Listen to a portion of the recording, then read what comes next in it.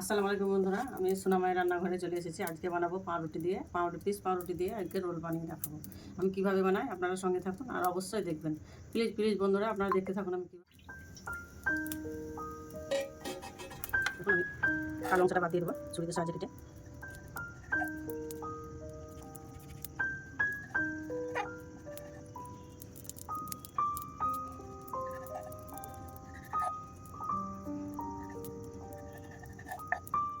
চাপ দিয়ে এইভাবে সব রসগুলো দিয়ে একটু জাফরান দিয়েছি, গরম দুধ দিয়ে দেবো।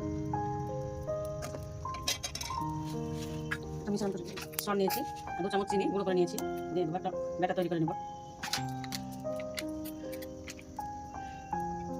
4 চামচ গুঁড়ো দুধ দিয়ে দেবো।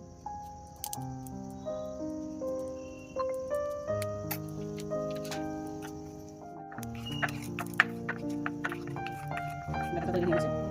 জাফরান দুধের ভেজা জাফরান দিয়ে দেবো, দুধের সঙ্গে দিয়ে দেবো রঙটা ভালো আসার জন্য। রঙটা ভালো চলে এসেছে।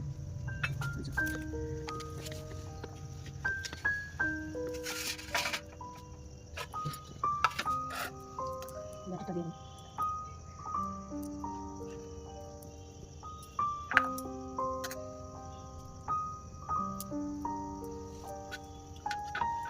একটা তৈরি হয়ে গেল।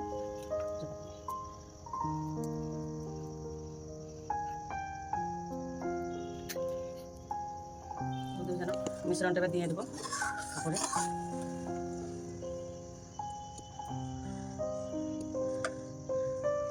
দেখুন বন্ধুরা কত ভালো লাগছে, এভাবে বাড়িতে বানিয়ে খাবেন, বাচ্চাদেরকে বানিয়ে দেবেন, দেখবেন কত ভালো হয়েছে।